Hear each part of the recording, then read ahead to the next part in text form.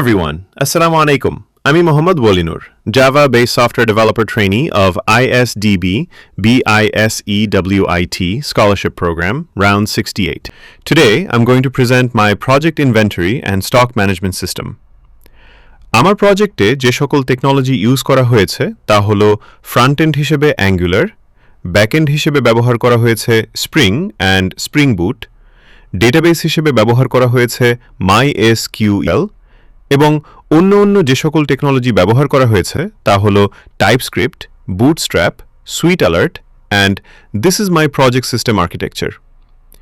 আমার inventory and stock management system প্রজেক্টের সার্বিক সহযোগিতায় ছিলেন আমার শ্রদ্ধেয় faculty sir Mohammad Maruf Hasan, faculty of ISDB BISEWIT scholarship program, এবং আমার প্রজেক্টের সার্বিক তত্ত্বাবধানে ছিলেন আমার শ্রদ্ধাভাজন consultant sir Mohammad Mosaidul Islam, consultant of ISDB BISEWIT scholarship program. এখন চলুন আমার প্রজেক্টটি দেখে নেওয়া যাক। লগ ইন করার পরে ব্যবহারকারী ড্যাশবোর্ড দেখতে পাবে। ড্যাশবোর্ড হল সিস্টেমের সামারি পেজ। এখানে গুরুত্বপূর্ণ বিজনেস ইনফরমেশন কার্ডস এবং চার্ট আকারে দেখানো হয়। প্রোডাক্ট ম্যানেজমেন্ট মডিউল হল সিস্টেমের অন্যতম প্রধান মডিউল।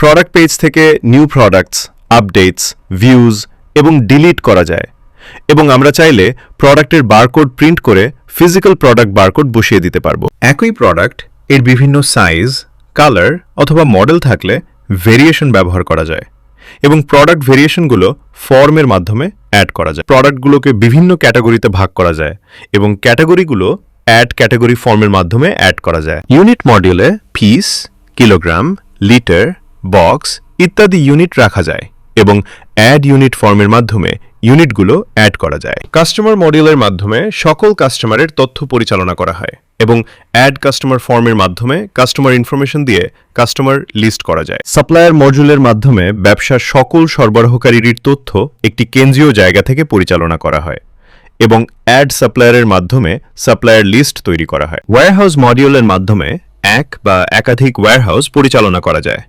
প্রতিটি প্রোডাক্ট কোনো ওয়্যারহাউসে রয়েছে তা আলাদাভাবে সংরক্ষণ করা হয়। অ্যাড ওয়্যারহাউস ফর্মের মাধ্যমে ওয়্যারহাউসের লিস্ট করা যায়। পারচেস মডিউলের মাধ্যমে সাপ্লায়ার থেকে প্রোডাক্ট ক্রয় পরিচালনা করা হয়। পারচেস অর্ডার ফর্মের মাধ্যমে প্রোডাক্ট অর্ডার করা হয়। অর্ডার কনফার্ম করার পরে ইনভয়েসটি প্রিন্ট দেওয়া যাবে এবং সাপ্লায়ারের ইমেলে পারচেস ইনভয়েসটি মেল করা যাবে। পারচেস রিটার্ন সিস্টেমের মাধ্যমে কোনো প্রোডাক্ট ড্যামেজড, এক্সপায়ার অথবা ভুল হলে সাপ্লায়ারের কাছে রিটার্ন করা যায়। অ্যাড পারচেস রিটার্ন ফর্মের মাধ্যমে সেলস মডিউলের মাধ্যমে কাস্টমারের কাছে প্রোডাক্ট বিক্রয় করা হয়। সেলস অর্ডার ফর্মের মাধ্যমে প্রোডাক্ট সেলস করা হয়। সেলস কনফার্ম করার পরে ইনভয়েসটি প্রিন্ট দেওয়া যাবে এবং কাস্টমারের ইমেইলে সেলস ইনভয়েসটি মেইল করা যাবে। সেল আইটেমস প্রতিটি ইনভয়েসের ভিতরে বিক্রি হওয়া প্রোডাক্টগুলোর বিস্তারিত রেকর্ড সংরক্ষণ করে। এর মাধ্যমে কোন ইনভয়েসে কোন প্রোডাক্ট কত কোয়ান্টিটি এবং কত দামে বিক্রি হয়েছে তা সহজে ট্র্যাক করা যায়। পয়েন্ট অফ সেল দ্রুত সেল কমপ্লিট করার জন্য তৈরি করা হয়েছে। প্রথমে কাস্টমার এবং ওয়্যারহাউস নির্বাচন করা হয়। তারপর প্রোডাক্ট সার্চ, ক্যাটাগরি ফিল্টার অথবা বারকোড ব্যবহার করে প্রোডাক্ট কার্টে যোগ করা যায়। সিস্টেম অ্যাভেইলেবল স্টক চেক করে। স্টক না থাকলে অথবা কোয়ান্টিটি বেশি হলে ওয়ার্নিং দেয়। সেলস রিটার্ন সিস্টেমের মাধ্যমে কাস্টমার কোনো প্রোডাক্ট ড্যামেজড, এক্সপায়ার অথবা পরিবর্তন করতে চাইলে কোম্পানির কাছে রিটার্ন করতে পারবে তার ইনভয়েস সিলেক্ট করে সেলস রিটার্ন ফর্মের মাধ্যমে। পেমেন্ট মডিউলের মাধ্যমে বিজনেসের ইনকামিং এবং আউটগোয়িং পেমেন্ট পরিচালনা করা হয়। প্রথমে পেমেন্ট তৈরি করা হয়, এরপর পেমেন্ট অ্যাপ্রুভালের জন্য সাবমিট করা হয়। অথরাইজড ইউজার পেমেন্ট অ্যাপ্রুভ অথবা রিজেক্ট করতে পারে। অ্যাপ্রুভ পেমেন্ট পোস্ট হওয়ার পরেই ফাইন্যান্সিয়াল অ্যাকাউন্ট, লেজার এবং রিলেটেড ডিউ অ্যামাউন্ট ব্যালেন্সে প্রভাব ফেলে না। পেমেন্ট ড্যাশবোর্ড থেকে পেমেন্টের ওভারঅল সামারি এবং কারেন্ট স্ট্যাটাস দেখা যায়।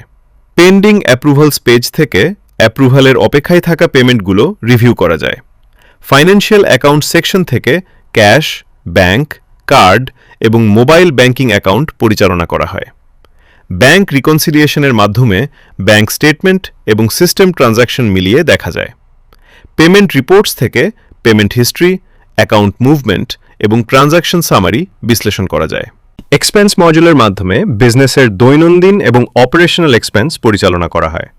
প্রথমে এক্সপেন্স তৈরি করা হয় এবং উপযুক্ত ক্যাটাগরি নির্বাচন করা হয়। এরপর প্রয়োজনীয় তথ্য ও সাপোর্টিং ডকুমেন্ট যোগ করে এক্সপেন্স সাবমিট করা হয়। অথরাইজড ইউজার এক্সপেন্স অ্যাপ্রুভ অথবা রিজেক্ট করতে পারে। এক্সপেন্স ক্যাটেগরিজ সেকশন থেকে বিভিন্ন খরচসমূহ আলাদাভাবে অর্গানাইজ করা যায়। ওয়েস্টেজ মডিউলের মাধ্যমে ড্যামেজড, এক্সপায়ার্ড, হ্যান্ডলিং এরর অথবা স্টোরেজ প্রবলেমের কারণে নষ্ট হওয়া প্রোডাক্ট রেকর্ড করা হয়। প্রথমে ওয়েস্টেজ ক্যাটেগরি নির্বাচন করে রেকর্ড তৈরি করা হয়। এরপর অথরাইজড ইউজার সেটি অ্যাপ্রুভ করলে ওয়্যারহাউস স্টক কমে এবং লস অ্যামাউন্ট সিস্টেমে আপডেট হয়। ইনভেন্টরি মডেলের মাধ্যমে প্রোডাক্ট এবং ওয়্যারহাউস অনুযায়ী বর্তমান স্টক দেখা ও নিয়ন্ত্রণ করা হয়। স্টক ওভারভিউ থেকে কোন ওয়্যারহাউসে কোন প্রোডাক্ট কত কোয়ান্টিটি আছে তা দেখা যায়। কোয়ান্টিটি রিঅর্ডার লেভেলের নিচে গেলে সিস্টেম সেটিকে লো স্টক হিসেবে চিহ্নিত করে। স্টক মুভমেন্টস থেকে পারচেজ, সেল, রিটার্ন, অ্যাডজাস্টমেন্ট এবং ট্রান্সফারের কারণে হওয়া প্রতিটি স্টক ইন ও স্টক আউট অ্যাক্টিভিটি ট্র্যাক করা যায়।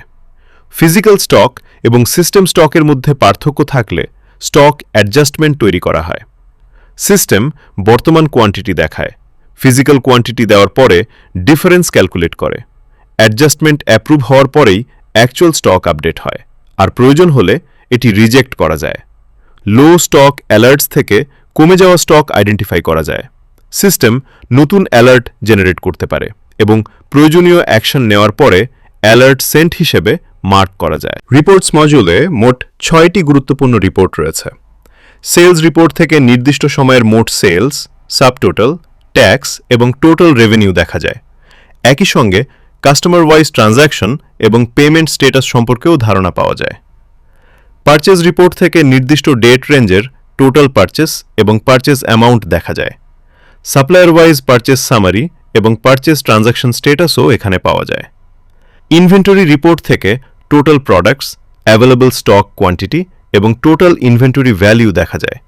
এছাড়া রিঅর্ডার লেভেলের নিচে থাকা লো স্টক প্রোডাক্টগুলো দ্রুত আইডেন্টিফাই করা যায়। প্রফিট এবং লস রিপোর্ট বিজনেসের ফাইন্যান্সিয়াল পারফরম্যান্স বিশ্লেষণ করে। এখানে total revenue, cost of goods sold, gross profit, total expenses এবং নেট প্রফিট দেখা যায়। রেভিনিউ, এক্সপেন্স এবং প্রফিট ট্রেন্ড চার্ট আকারেও দেখানো হয়। পাশাপাশি এক্সপেন্স ও কস্ট ব্রেকডাউন পাওয়া যায়। ট্যাক্স রিপোর্ট সেলস থেকে কালেক্টেড আউটপুট ভ্যাট এবং পারচেসের ইনপুট ভ্যাট ক্যালকুলেট করে নেট ভ্যাট পেয়েবল বা রিফান্ডেবল অ্যামাউন্ট দেখায়। ডেট রেঞ্জ অনুযায়ী রিপোর্ট জেনারেট করা যায় এবং sales VAT, purchase VAT, tax rate summary ও ফাইনাল ক্যালকুলেশন আলাদাভাবে দেখা যায়। রিপোর্ট প্রিন্ট এবং সিএসভি এক্সপোর্ট করার সুবিধাও রয়েছে। নোটিফিকেশনস হিস্ট্রি থেকে সিস্টেমের সব গুরুত্বপূর্ণ অ্যালার্ট এবং নোটিফিকেশন দেখা যায়, যেমন সেল কমপ্লিটেড, পেমেন্ট ডিউ এবং low stock alert. Notification search, type এবং স্ট্যাটাস অনুযায়ী ফিল্টার করা যায়। রিড হিসেবে মার্ক করা যায় এবং প্রয়োজন অনুযায়ী ডিলিট করা যায়। অডিট লগস সিস্টেমের গুরুত্বপূর্ণ অ্যাক্টিভিটি ট্র্যাক করে। এখানে user log in, create, update এবং অন্যান্য সিকিউরড অ্যাকশন রেকর্ড হয়। প্রয়োজন অনুযায়ী ইউজার, অ্যাকশন এবং এন্টিটি দিয়ে সার্চ ও ফিল্টার করা যায়। বিস্তারিত অ্যাক্টিভিটি দেখা যায় এবং রিপোর্ট সিএসভি ফরম্যাটে এক্সপোর্ট করা যায়। এই ছিল আমার inventory and stock management system প্রজেক্টের ফুল ওভারভিউ। পুরোটা সময় ধরে আমার সাথে থাকার জন্য অসংখ্য ধন্যবাদ। আসসালামু আলাইকুম।